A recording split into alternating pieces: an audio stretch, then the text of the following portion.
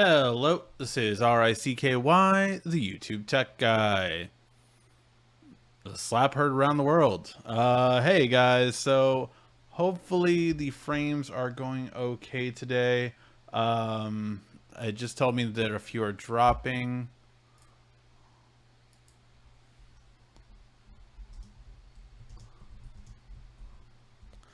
But hopefully it will be okay in a second. Yeah, if you were watching the Oscars like me, dang. Will Smith, Chris Rock. That's what you need to search if you missed it. But yeah, a lot going on with that right now. Um, but let's get to the news, and then I have some more news about future stuff. So yeah, I'll talk about that after the news. All right, guys. So first bit of news today is going to be about Samsung's future at the end of 2022. So we do know that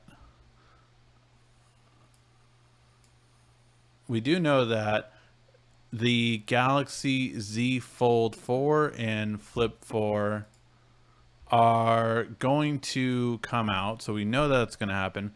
But what we also have learned is that they're coming out with a Snapdragon 8 Gen 1 Plus version.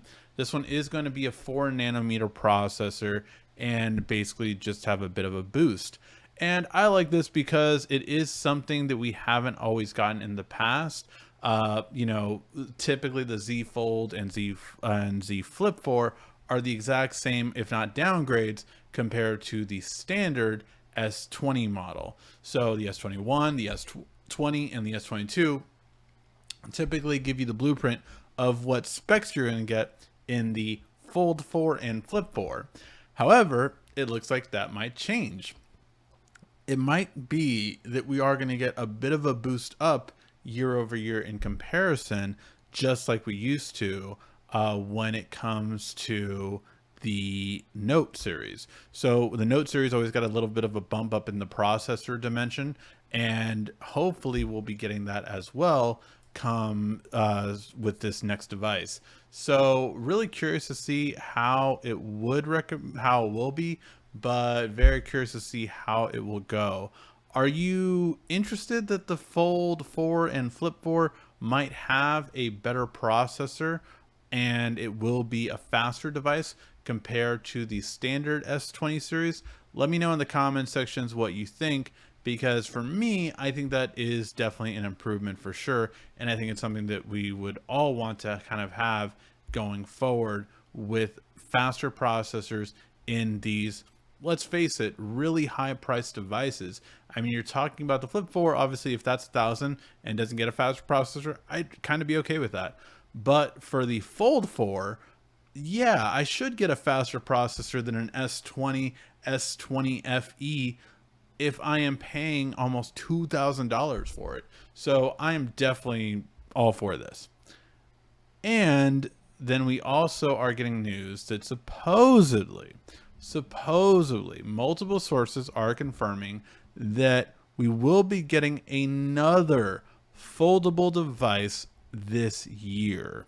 Now, it is rumored right now that it will be coming out later in the year. It could be announced with the Flip 4 and the Z Fold 4.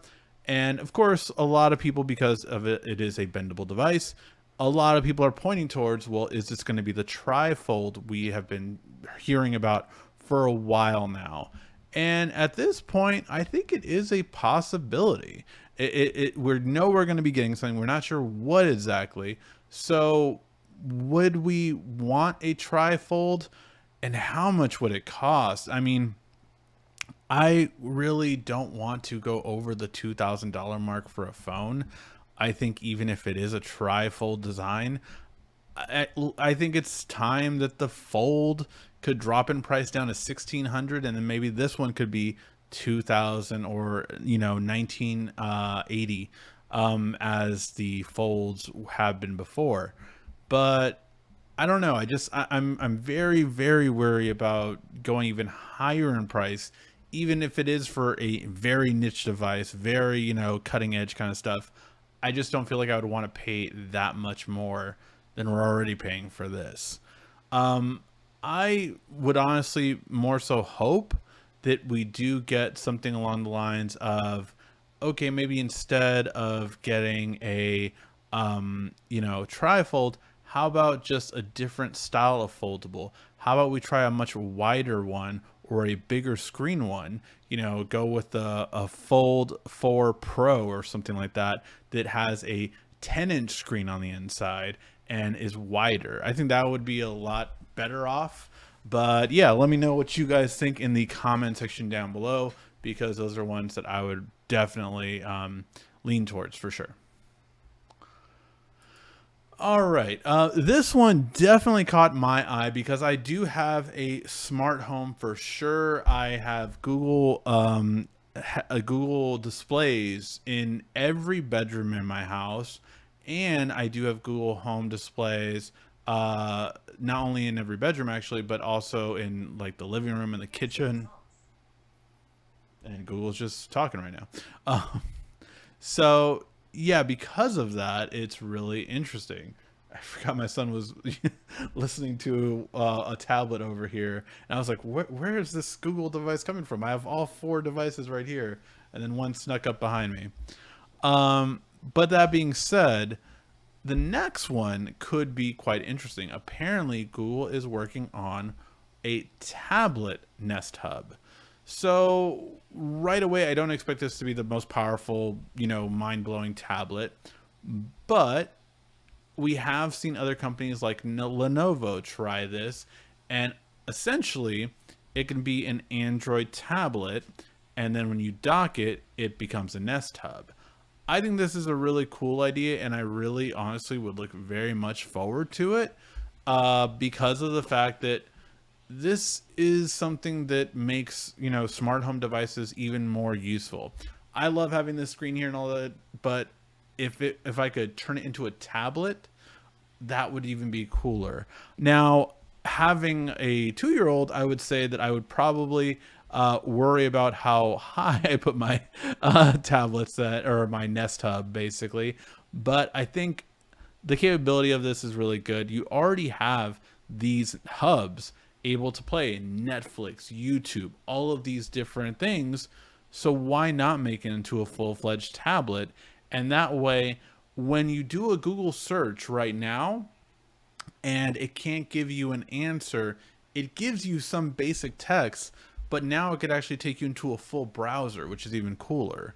Not to mention that for Google, I think this would be a lot easier because this way they have one version of an app instead of right now they effectively have different versions of YouTube, a YouTube for phones and a YouTube for the Nest Hub and an assistant and all these kind of things. So I think it would be a lot better off in the end, but let me know what you guys think. Would you get a Nest Hub if it was also an Android tablet around the same price? If it was around $200, $250 maybe for a bigger screen, bigger speaker. That's the other thing. It really has. I mean, the Nest Hub Max has a really loud speaker, like really loud speaker. So it definitely takes the place of a Bluetooth headset speaker in the house. And again, I love the fact that you can have it as an intercom and talk between them all. Like, there are so many good things about this, not to mention that for my house it also displays like when someone rings on the front doorbell or things like that. It's just really cool to have. And I definitely noticed this one and I'm not into it, but I could see why a lot of people might want this.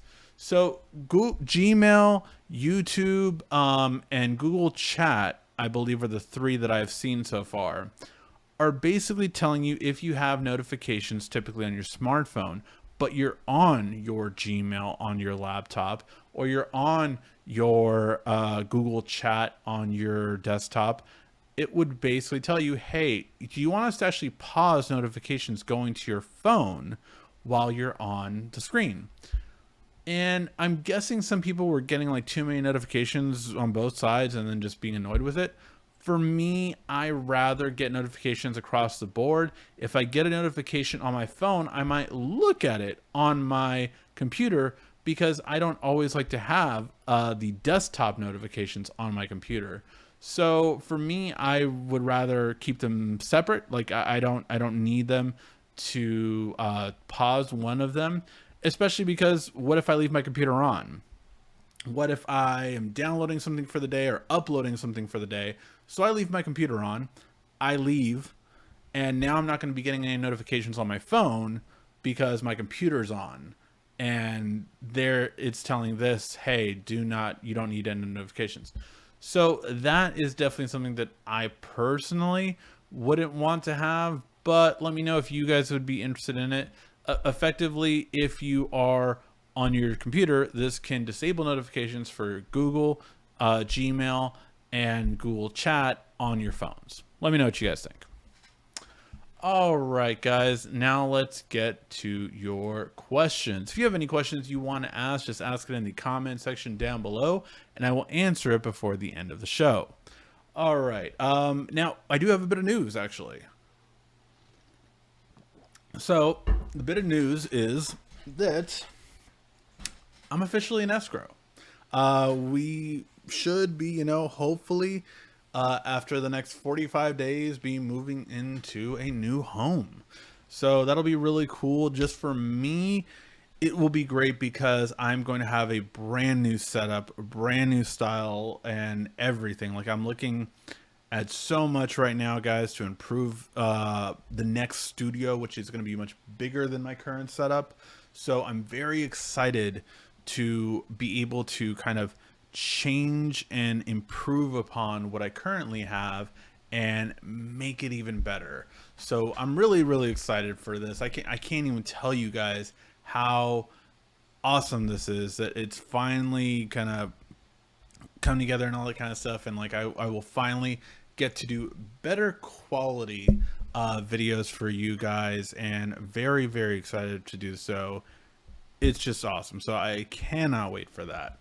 But also that we will be going through a little bit of I'm going to basically, I have so many videos that I'm catching up on right now. So I'm adding them all for this week and next week. And I'm going to try to keep up as much as I can. But at least for next week, obviously with open houses on my own house, I'm going to have to get rid of all of the setup here. I hopefully will bring it back so I can do some more top-down videos. But if not, you're going to be going like this for a little bit, and we will be having videos of just me facing the camera and some B-roll in there for the most part. So yeah, we'll try to do what we can, but just letting you guys know, that is the current plan of what the next few weeks will look like as I go through this process of getting everything together and going somewhere new. But also, let's get to your questions now. I plan to get rid of my S9 for this one. For which one? I plan to get rid of my S9 for this one. Do you mean the Galaxy Fold 4 or the Flip 4, or which device did you mean for what we were talking about? Good evening, everybody. Suggestion. Oh wait, hold on. What's up with Apple's new iPhone subscription plan?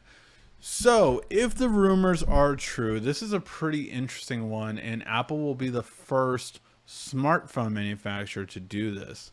So one of the most beloved, I would say, subscription services right now, I would definitely say, is Xbox Game Pass. You get day one games and all of these great features, and you can basically lease until buying a Xbox One S.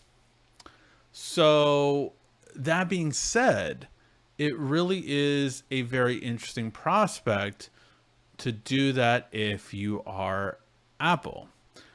What's more interesting is that if this enables a trend. So let's get started, right? So the whole idea behind this subscription service is because certain subscription services are not selling very well for Apple. While Apple Music does fairly well, there are a lot of other ones that, don't really do well. Someone made fun of Apple Books the other day, like whoever she uses Apple Books instead of Kindle, right? But one of the biggest ones by far is the one Apple's been trying to push for the past 2 years, and that's Apple TV Plus. It's not done well. It is not done well. It has very, very low subscriptions. And it's just, Apple keeps having to extend and give away free service just so that they can make it work. And it's still not working that much. So, what they are now proposing, apparently, is something ingenious. And that is Apple is effectively thinking of, well, we know people are going to get the iPhone. We know people are going to get the iPhone. So what if we make the iPhone cheaper or bundle a really good price for you to get all the services? Because people are definitely going to get an iPhone. Some people are going to get Apple Music. But if we bundle Apple Music, Apple TV, and an iPhone all in one, plus storage, well, what would that look like? How much would that cost? And would people buy it? Not only that, but this might kind of upset some carriers, because if people are buying directly from Apple, then they don't need Verizon. They don't need AT&T. They don't need T-Mobile. So this is very interesting, especially because what price could they do it at? Now, you can pay off your phone in a monthly plan for any smartphone nowadays, including iPhones. But what if Apple makes it like $5 more a month? Or realistically, what if they make it $15 more a month for you to get Apple? Oh, Fitness is another one that hasn't really taken off. So if you get Apple Fitness Plus, Apple, Apple TV Plus, Apple Music, and Apple Storage, iCloud storage. If you get all of these for $15 or $20 more, plus whatever the iPhone would cost, right? So say if the iPhone, they make it $15 a month, plus 15 here. So you're paying $30 a month for an iPhone with all the services you could want. Would you get it? Would most iPhone users get it? They're hoping they do. So that's the idea behind this, is to bundle in all of their services, the ones that are doing well and the ones that are not doing well, in order for you to get their services and keep you in their walled garden. That's the idea behind it, is that basically right now Apple is having some trouble because they stopped entirely announcing the iPhone sales a long time ago, and they said, well, we don't even need to talk about the iPhone sales. The iPhones are going to sell. What we're going to talk about now is subscription services. Subscription services are the future. That's what we want to talk about, and that's what we're going to be talking about in the future from now on. What they didn't count on is some of their subscription services not doing well. So they have to save face. They have to switch to a different kind of marketing so that people actually, get this, right? They're like, well, we can't tell our investors that people don't want to get Apple TV. What? That's unthinkable. So we'll bundle it with their iPhone, make it a fraction of the cost more, and there you go. There it is. Now people are going to get this bundle, and guess what? We have 10 million subscribers now for Apple TV Plus is going to be the headline. And they will, technically. So yeah, that's what this is. That's what this whole process is. Good evening, everyone. Suggestion on speakers for a computer. My LG is going bad. It from the wire into the sub. Going to try and open it, see if a loose wire suggestion new, less than $100. I personally have some Bose speakers, the companion,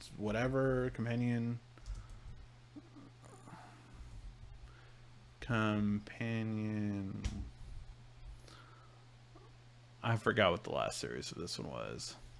So the ones that I have, I believe, are the Companion 2 Series 3, which are $149. That's the exact ones that I use on a daily basis. However, you said less than 100, so I will say ones that I use at my Newegg studio is the Creative Stage Air, I believe it's called. So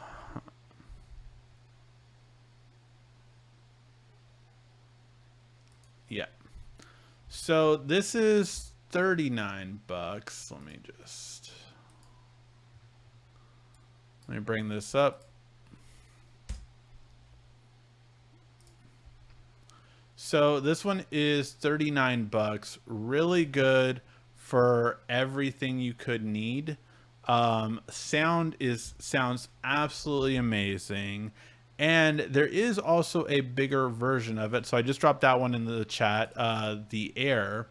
However, there is a bigger version of it with the sub that is closer to 100. Oh, it actually looks like it might be a little over 100. So I've definitely seen it for less though. Here we go. Okay, so there's the V2, which does have Bluetooth 5.0 and TV ARC. Again, this soundbar is made more for a TV as well. Like I remember I had the version 1, so I had this one that was $100. And this one, the version 2, is newer. It has Bluetooth 5.0 and it has ARC plus optical. This one is probably a little bit more than you need, but if you want a sub, it does have that. So I would probably recommend one of these two Creative ones.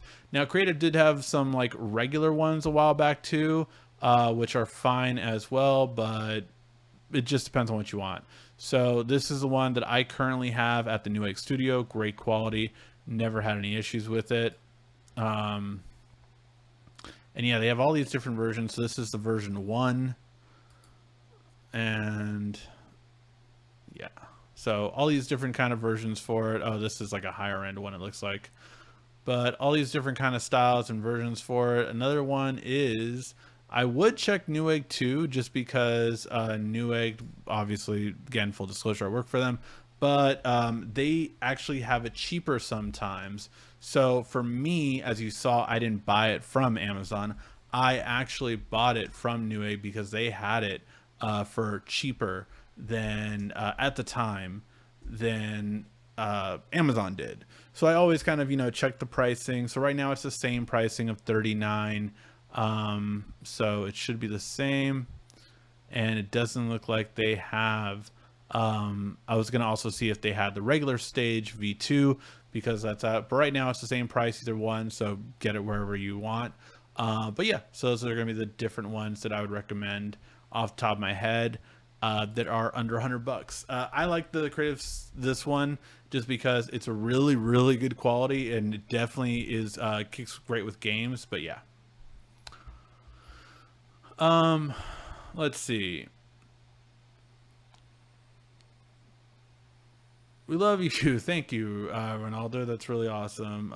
Fold 4 for sure. Oh, Quiet Storm. I did mention earlier I am in escrow for a new house, so hopefully the deal goes good. And 45 days or less, basically now, should be in a new house. Finally got my S22 Ultra. Put the Whitestone glass on, but I feel it doesn't go around the edge enough. It's yours like that. They do that purposefully, actually. That is a feature because they don't want it to interfere with any case you put on. That's why it's that it doesn't go over all the way. It's because of the fact that with yours, you always want it so that it actually can put a case on it and still protect it. Basically, the case really does start where, like, I can barely put my fingernail in between the case and the screen protector, and it's so that it doesn't come off. So yeah.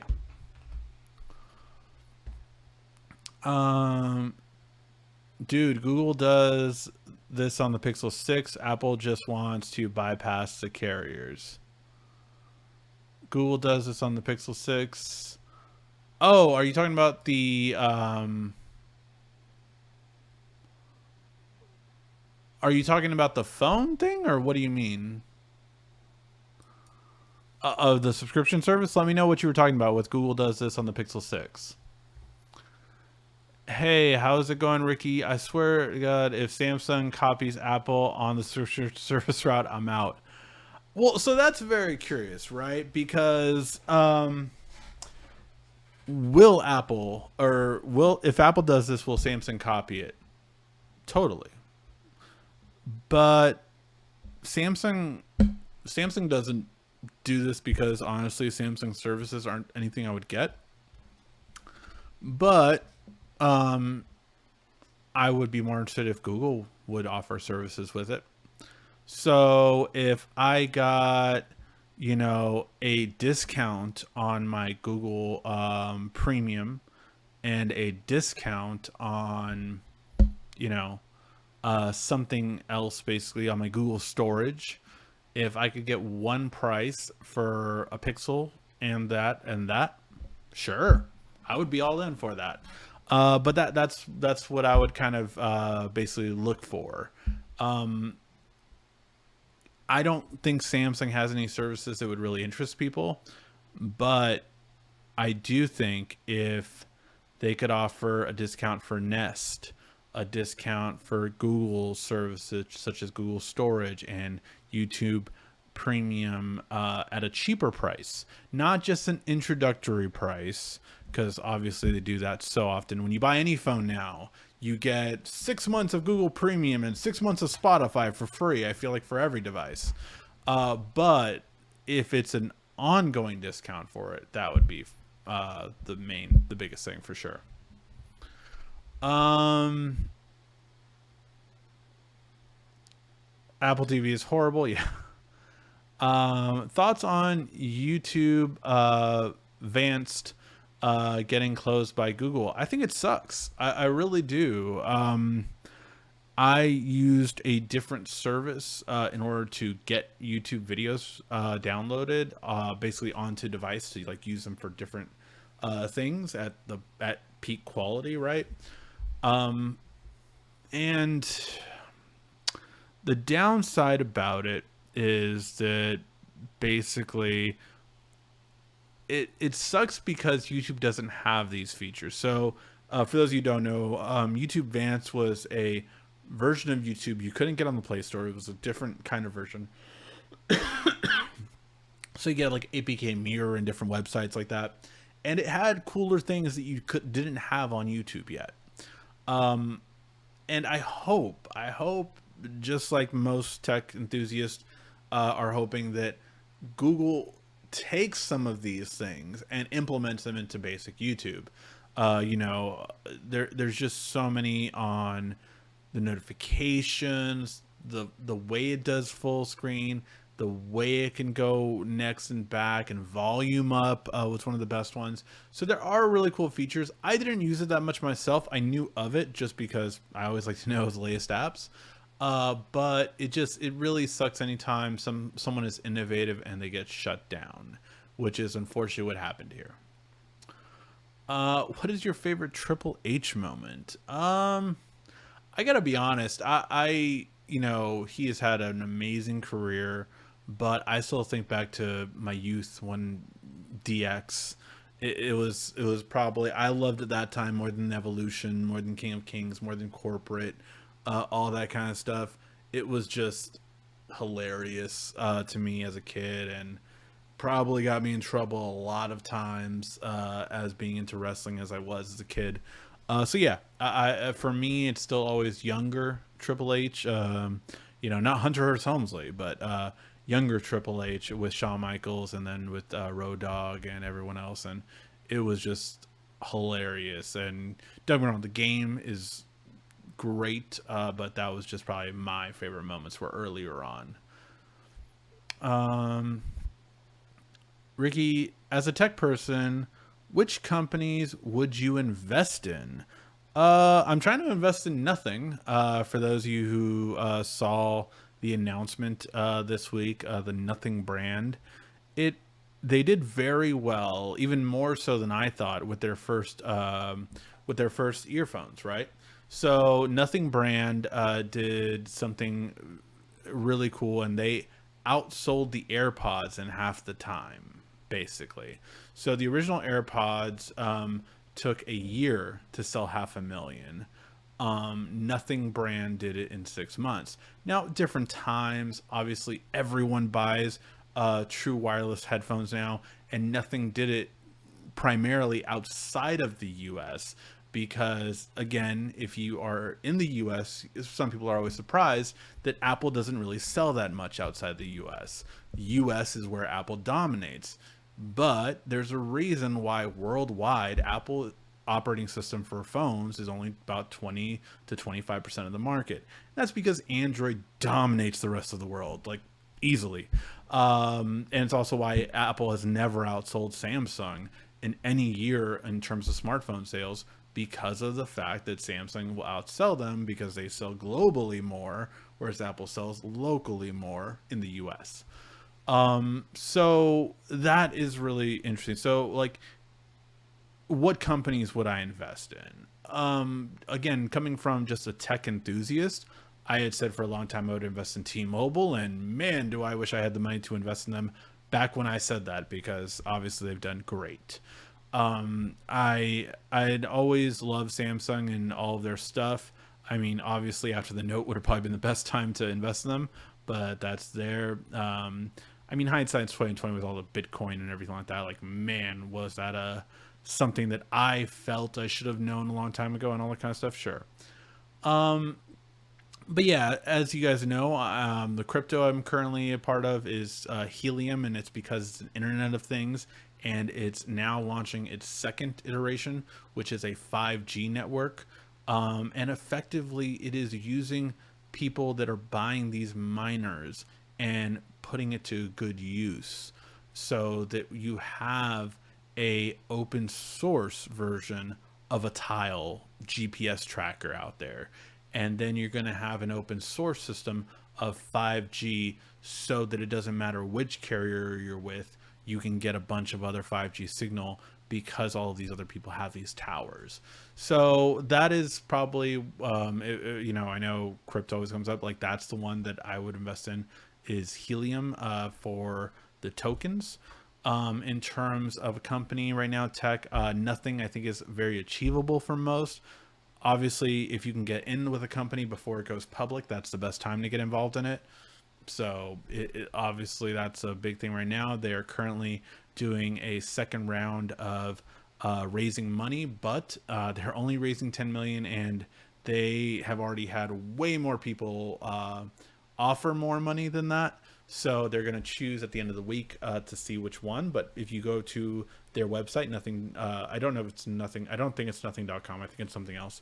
But that would be one that I would be backing as well. Other than that, I mean, there's the obvious ones, right? There's the ones that always make money. Apple, Amazon, Google, Samsung. These are companies that are always going to keep making money. That just because there are very few rivals that can go with it.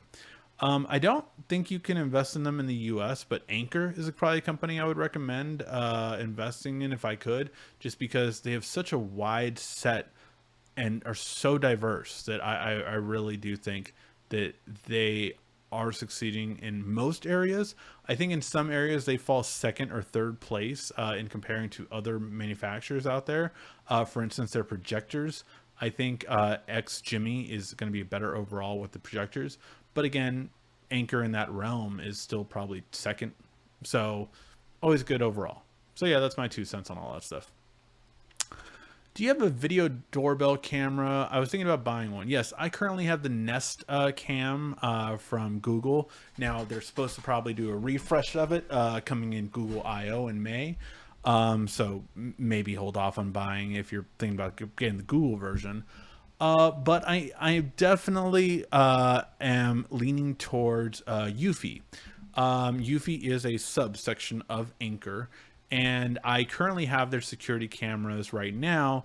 And in the next home I move into, I am definitely going to get like security cameras all around, and just for, peace of mind and everything, to feel safe and good. So that is one thing that I am definitely looking at right now.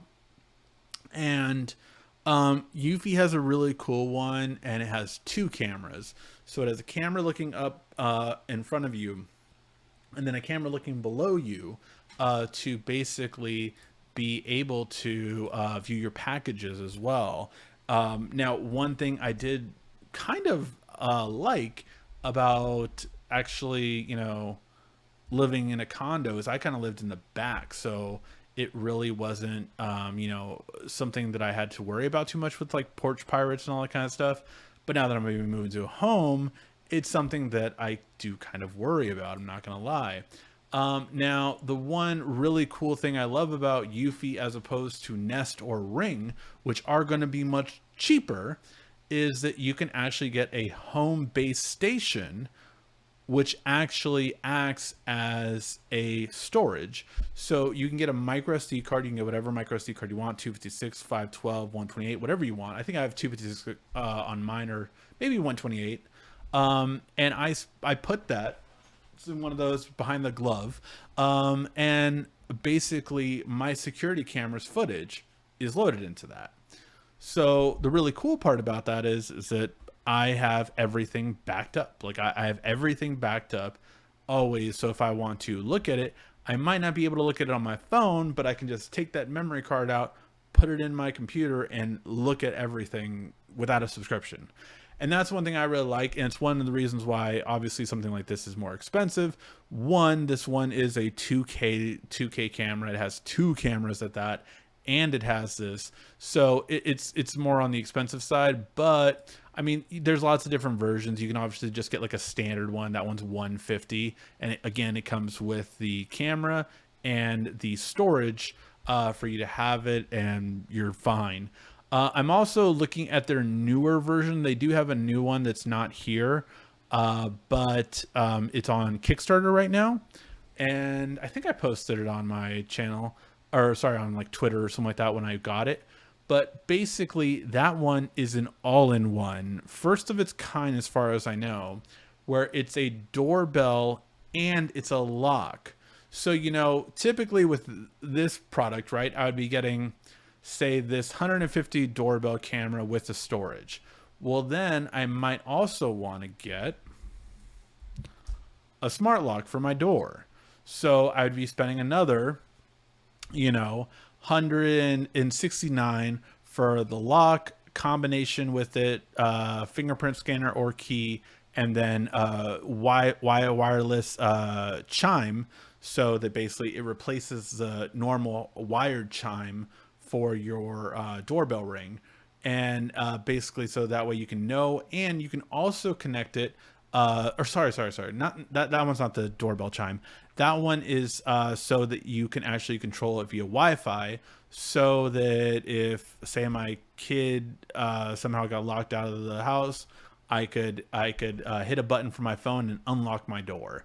I'm a little bit not as happy with that because, of course, when it comes to this, I worry about like the secret to make sure that you never do anything too silly is never have a Google Home or an Alexa by a window in the front of your house. Why? Because a person could literally go, if you have a smart lock, if they see you have a smart lock, then they could be like, oh, okay, I can go by a window and say, oh, Alexa, or sorry, that to the Echo or to the Nest Hub, unlock the door. And that scares me. That like holy, like that's crazy to me. So definitely something that, yeah, more worried about for sure. Okay, let's see. Ricky, have you played any recent games? Any recommendations? I've not really played that many games. So Guardians of the Galaxy I never finished. I'm on WWE 2K right now. Really great game, the 2K 2022. Really good quality. I have not had the time. I am literally working 3 jobs right now, full on 3 jobs, and time is a luxury I do not have. So yeah, so definitely just have not had the time. But Elden Ring is the big game that everyone's playing right now, It's a very difficult game, so I wouldn't play it if you easily get upset, stressed, because I don't want to be responsible for any broken controllers or keyboards. But yeah, so those are the games that off the top of my head, which ones I know. Um, love my Fold 3. Congratulations on the new house. Thank you, thank you. Apple should buy a carrier company so that they own the network and they don't need no middleman. That's a very good thought. They would probably never be able to do it. I doubt that the U.S. government would allow that because that's so much of a monopoly. It's one of the reasons why Google couldn't really do it either. You know, they have Google Fi, but that's just like a, you know, MOV kind of, or sorry, MVNO kind of thing. So, and it's really not even that, to be honest. But that that's the option that Apple could probably do, but they could never buy one of the big three. They could never buy one of the big three. Maybe buy something like Boost or Virgin Mobile, something like that, but I don't even know if they could buy that from like Dish or something like that. That would be interesting because Dish needs some help. I still think Amazon is going to be the one to buy Dish, and or not necessarily Dish, but the Dish cell phone portion of it that they purchased. They basically own Boost Mobile, so I could see Amazon doing that one. But because Apple makes their smartphones, it most likely will never happen. Never be allowed to happen. You can't have a monopoly, and that would be a monopoly. Hello, question: is Dex really good? Has it improved, or is it neglected the development? And is it worth buying a next dock, the shell laptop, using a phone to run Dex? Well, first of all, next dock is really cool. It is an awesome, awesome thing, and I really, really love the idea and concept behind the next dock. Now, for those of you who don't know, Next Dock is effectively an external display with its own battery. I think that sometimes gets not talked about enough. This is the Next Dock 360, so it's also touchscreen based, which doesn't happen too many times when you're talking about external displays. But not only that, it's an entire laptop touchscreen. So what that means is basically you can plug in your phone here and you have a 5G laptop essentially. Now, of course, it's powered by Dex, which he's asking about right now. And so a couple of things here. First, I do like the Next Dock, and I think if you are a student or if you are a person that does lots of collaborative work, such as Office or Google Docs or something along those lines, I think the Next Dock is perfect for you. Plus, if you're a gamer, it's probably one of the best external displays you can get that also has a touchscreen and that just it works very, very well. So that is another thing about it. Now, that being said, would I say Dex has improved? Not over the past year. I think it did. The last big improvement to Dex was being able to snap apps.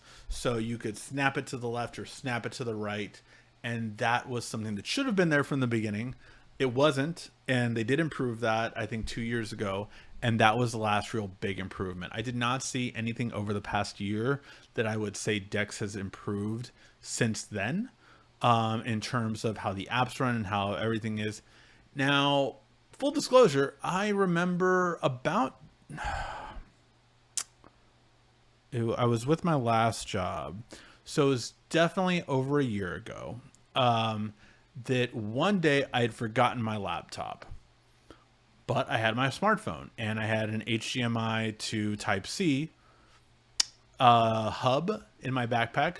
So I was like, you know what? I'm going to work from my phone today and see if I can do it. And lo and behold, I was able to do it. I was able to do everything I needed to, and as a social media manager, and work a full day shift with just my phone. and my phone allowed me to do everything I needed to from there. Now, a couple things on that. One, that company that I was a social media manager for used Google Docs and a lot of those things, which their app version wasn't as good as the website version. So I actually had I had to stop it from launching the app and use the website version, desktop view, instead of the mobile version. I wish Google would do that, and hopefully they'll do something like that with Android 12L and other things. But I want the default to be a desktop app when the when the screen is of a certain size. And I don't know if there's a miscommunication there, because obviously the resolution plays a factor. But if you have it connected to any external screen, all Chrome websites should go into desktop view, and that would be much better. It's something that Apple does with their iPads, for instance, and it's a really great feature that I wish Google would adopt. So that is one thing for sure. Dex, again, though, I think it was challenging to do it. I did need to use websites as opposed to apps, because the apps were limited for a lot of things, such as like Google, Facebook ads. I had to do Facebook ads for that company, and it was something that, like, the Facebook ads app was just nowhere near as good. Same with Google Analytics, the app was nowhere near as good. So I had to do a lot of, stop the app from launching and go to the website so that I can use it properly. But I can use a keyboard, I could use a mouse, I could do all that kind of stuff. So I was able to do a full day's work with it. Was it limiting? Was it more challenging? Yes, but I was able to do it. Was it like a great experience? Like I would love to do that again? No. Those are my impressions of Dex, and if it has gotten better, yes, but not as good as I think it can be. This way you have a faster phone, 2 years faster processing. No, absolutely. And phones are definitely worth it to do that. We just need more apps to take advantage of a bigger display, which there's still not enough that do. What did you think of the Will Smith punch Chris Rock? Well, was a slap. So it was a slap. It was a hard slap. Like, it was a hard slap. And, yeah, it was. So I think you have to know the backdrop before you can really talk about it. So, basically, Chris Rock made a joke about Will Smith's wife. And it took a second, I think, for Will Smith to get it, because at first he was laughing and then he got serious. But basically, Will Smith's wife is bald and or very little hair right now, I believe. I think she still had some hair, but I'm not positive. And Chris Rock said, oh, when is there going to be like G.I. Jane 2? G.I. Jane was the original, was where Drew Barrymore shaved all her hair and did that. But if you didn't know the whole thing, Will Smith's wife actually has a condition now that is the reason why she cannot grow her hair out. So that being said, that is the very important part, that if you didn't know that. So Will Smith was very upset with the joke, walked right up to him, got on stage at the Oscars, and slapped him. Like, slapped Chris Rock right in the face for that joke. And the audience was stunned. Chris Rock could barely recover, even as an amazing comedian that has like timing like no other and can like recover from so many things. He was deeply shocked. And they panned to Will Smith. I don't think the US version of the telecast, if you go on Twitter or any website, you will see the uncut version. And basically Will Smith says, "Keep my wife's name out of your effing mouth." And so yeah, that is the whole scenario. This whole scenario. The thing is, Will Smith actually won Best Actor this year too. So afterward, he actually apologized to the Academy for that. He did not apologize to Chris Rock. He did apologize to the Academy.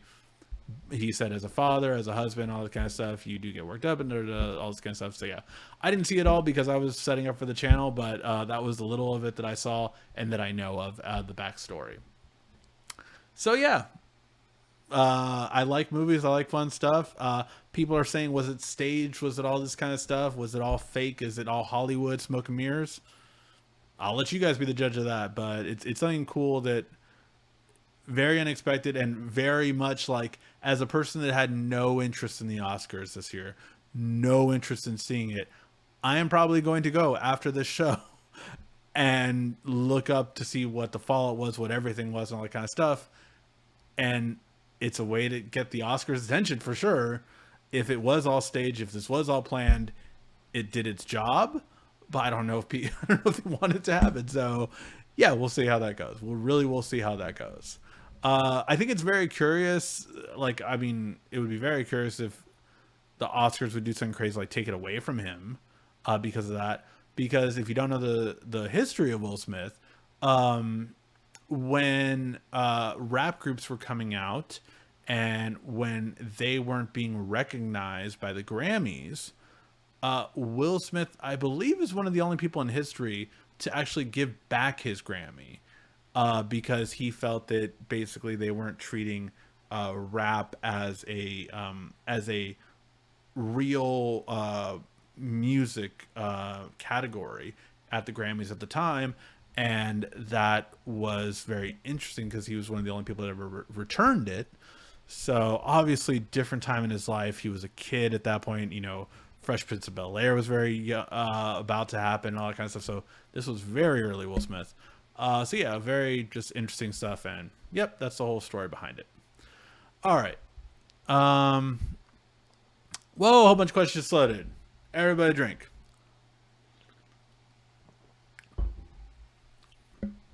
Let's see. Hi, nice to see you live. I'm 12 years old and I love Android, Samsung phones. Well, I'm glad you like definitely Android and all that stuff. And wow, 12 years old. I always never know how old my audience is or how old any people watching are. So it's kind of interesting. Anybody use EA's subscription plan? I do not. I'm very curious. I don't know what their subscription plan is. I know, is it different from Origin? Is that theirs or is that another one? I forget, but yeah. How come the Note 7 phone battery caught fire? How come Samsung couldn't get the battery to fit right? So it was a basic thing where let's see how to simplify this.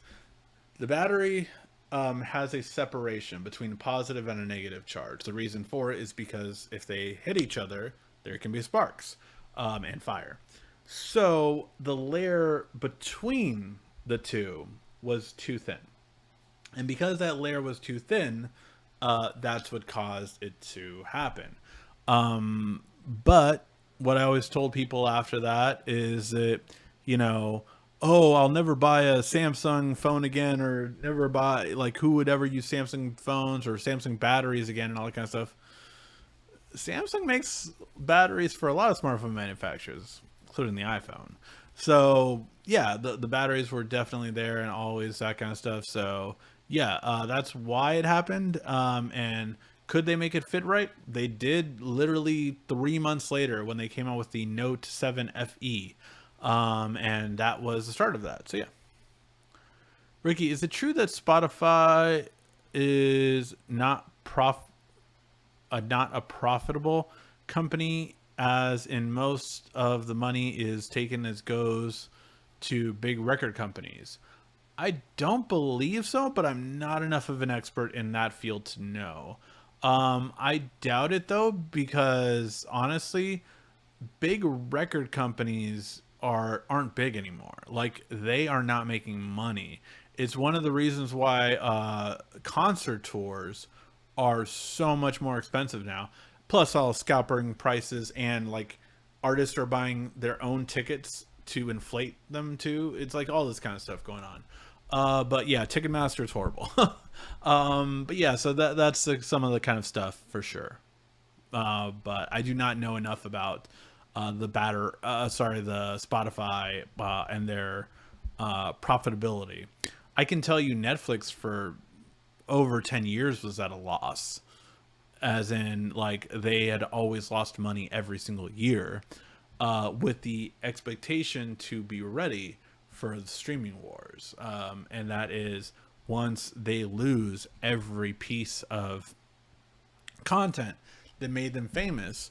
So they needed to operate at a loss to essentially eventually make their own content.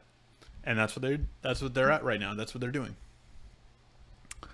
Um and for those looking for a phone case, falls in cute variety. Oh yeah, we I did that cute cases. I don't think I'll ever do the cute cases video again, but I just wanted to try something different. And the protective cases are coming this week too. Well, I'm holding on my Note 20 Ultra. You think it should move forward with the S22 Ultra?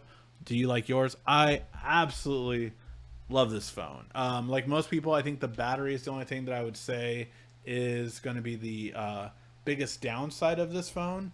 But there's nothing like having the S Pen back. I'm in love with having the S Pen back for sure. So yeah, definitely something that I love. Hey, KLVSD, thank you so much for your super chat donation. I really do appreciate it as always. And you retracted your question, but then asked another one, so I'll answer that one first. What do you think the next big thing will be? Augmented reality. Easily. Augmented reality is going, I've said it for years and years now. Augmented reality will eventually take over the majority of smartphones. I truly do believe that. The metaverse is complete BS. A lot of stuff will be a bubble that burst, but one thing that is going to be very big for sure is augmented reality. Because if you think about it, right, I have this big, huge wall over here. I could have this smartphone with a great size of a 7-inch display, or I could have my AR glasses on and have it entirely over the entire wall right here, over 100 inches. That is the difference and the promise of augmented reality. It's being able to have all these things on a table and being able to use them. It's all of these different things that can happen. So what will be the next big thing? For sure, augmented reality.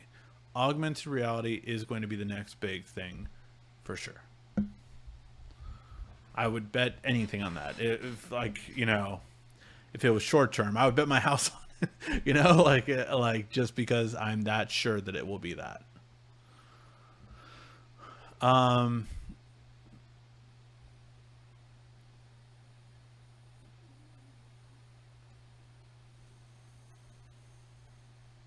The full unedited version of Will Smith is on YouTube. I didn't even realize Oscars was on tonight. Yeah, no, I think the Oscars are losing a lot of its steam, and I think like for me, this year more than anything, right? Like Oscars can say all they want, and Oscars are voted on by people in Hollywood. That's what they're voted on by, right? And people in Hollywood will always say, well, it's the acting that's the most important thing, of course. You need to show the emotion and everything and feel and the lighting and everything needs to be done ever so perfectly. All of that stuff, right? But here's the thing. There is no movie that had greater emotion in it this last year than Spider-Man. There was no movie that came close. I've seen most of the Oscar-nominated Best Picture movies. Tick, Tick, Boom was absolutely amazing. It's probably one of the greatest performances of all time by an actor. Really awesome, solid actor, but none of them came close. None of them came close to exuding the emotion out of an audience compared to Spider-Man. None of them. Not even close. Not even close. It was not even an argument. Not only that, but it is true what the guy, what was it? No, not Jake Gyllenhaal. Who's playing Morbius? Jared Leto. Jared Leto said something very true recently. And he said, I am so thankful for blockbuster movies like Spider-Man because they saved the movie theater industry. And he's right. They should have done something, and again, I didn't watch the Oscars. They should have done something specifically for blockbuster movies this year and thanked them, because if not, every single indie film would not have a place to go to in a theater, and then none of them would qualify for an Oscar. Because to qualify for an Oscar, you have to be released in a theater in Los Angeles and a theater in New York. That's what qualifies you to be an Oscar movie. But yeah, so that's the whole thing about the Oscars. Like, I just think they're so out of touch.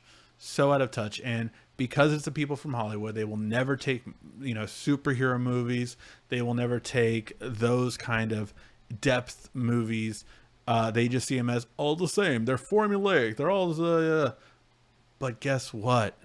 They're emotional. The actors in them are great. The storylines are great, and everything about them says that they are what people want to see more than an Oscar film, quote unquote. Let's see. Got update. Do you recommend turning off the GOS? I tried with it off and no battery life difference. I have not tried it yet. I know I got the update I think I literally got it last Sunday. Again, if you missed the beginning part, I have been so busy this week. We're getting into escrow, and I am the real estate agent for my own house. So I'm going to put my house on the market now. So it's just so much going on right now. 3 jobs in, and I'm behind on all of them, I feel like. But no, I really trying to do as much as I can, but I have not had time to tinker as I would love to. So no, I have not turned it off yet, not kind of tested. I'm still testing out the battery overall with this phone. And I will let you guys know the overall battery after I've done all the tricks, tips and tricks that I did, now that I've actually had the time to test it out. So I will probably be doing another test tomorrow, I'm hoping, and then I will give you my final verdict on the screen on time for this phone. My screen on time with the most extreme usage that I've done is better than every other YouTuber. I'm telling you, my tips and tricks work. So yeah. All right. Hi, Ricky. My S10 Plus 2-step text verification stopped working. I did a phone restart, cleared Android cache. Don't ever clear Android cache unless you know what you're doing. It doesn't work anymore. I haven't changed the settings. Only works by email or call. More so check your text messaging app and see if your settings are correct. If you are using Samsung messaging, see if you use another text messenger default. The easiest one to test, it's still really good quality, is Google Messages. So make Google Messenger default and try it then, see if it's working. If not, it could be something actually with your carrier. So maybe reset your, oh God, what are those things called? APN, to see if that will work. And hopefully one of those will help you out, Jose. I retracted my question because of the typos.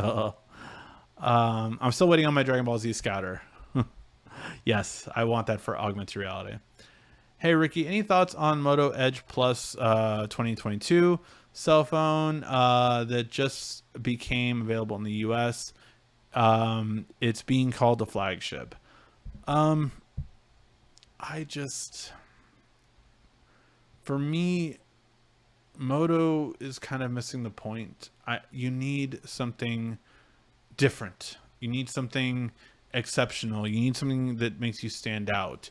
If you're going to go the price of a flagship, you have to have something very different in this day and age, or else you're going to end up like HTC. You're going to end up like LG. It doesn't make sense to do it. So I just, for me, their claim to fame is 144 hertz. I can get that, and honestly, better performance in a phone like the Red Magic 7, and be better off for it. So yeah, I would not say it's the main thing for sure.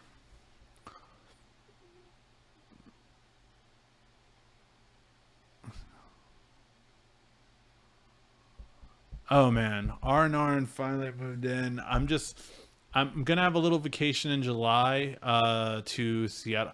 Oh, is I should have asked this earlier. Is anyone here from Boston or have been to Boston?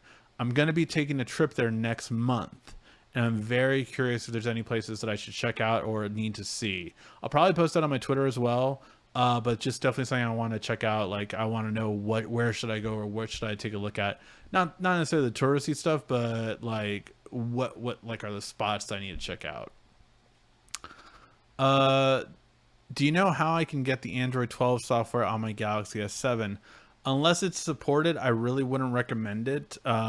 You can, always sideload and all that kind of stuff, go through XDA developers if you want to do it that way. But I, you really need to know what you're doing when doing that kind of stuff. I wouldn't recommend it, especially if it's your only device. So yeah. Any yes, thank you, Quiet Storm. Any routing warranty voiding practices will not be explained by YouTube Tech Guy. Definitely not, because as I've told other people before, that was how I got my one strike by doing a video about stuff like that, and still don't get why I got it. So yeah. All right, guys. With that note, I think we will call it a day. Thank you guys always so much for watching. I really do appreciate it. If you can, before you leave, make sure to hit that like button. It really does help out the channel. And again, I will catch you next week. Thank you guys always for watching. This has been RICKY, the YouTube Tech Guy.